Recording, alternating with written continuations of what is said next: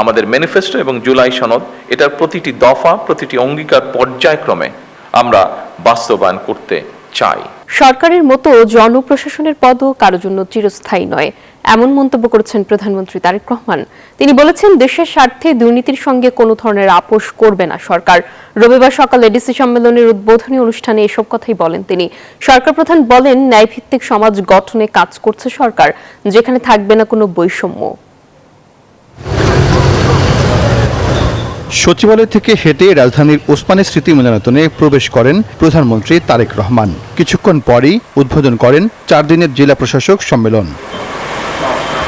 বার্ষিক এই আয়োজনে অংশ নিয়েছেন 64 জেলার ডিসি, 8 বিভাগের কমিশনার ও সরকারের মন্ত্রী, প্রতিমন্ত্রীরা। উদ্বোধনী অধিবেশনে প্রধানমন্ত্রী বলেন, প্রশাসন সঠিকভাবে কাজ করেছে বলেই 12 ফেব্রুয়ারি নির্বাচনের জনরায়ে তা প্রতিফলিত হয়েছে।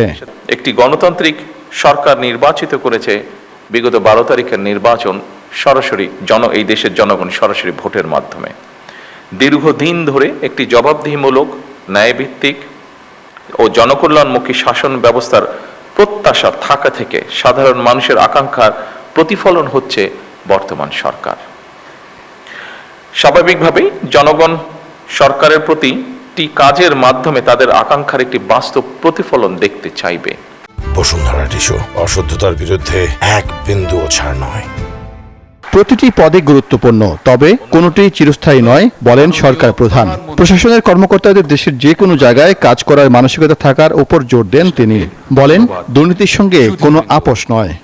সুশাসন বর্তমান সরকারের রাষ্ট্র পরিচালনার মূল ভিত্তি আমরা করতে চাইছি।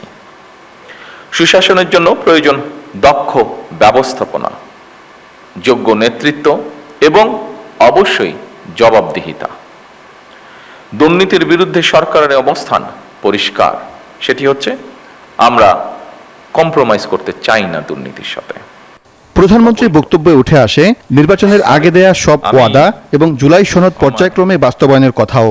নির্বাচনী ইশতেহার এবং জনগণের সামনে স্বাক্ষরিত যে জুলাই সনদ, আমরা সেই সকল কিছুর অর্থাৎ আমাদের ম্যানিফেস্টো এবং জুলাই সনদ এটার প্রতিটি দফা, প্রতিটি অঙ্গীকার পর্যায়ক্রমে আমরা বাস্তবায়ন করতে চাই।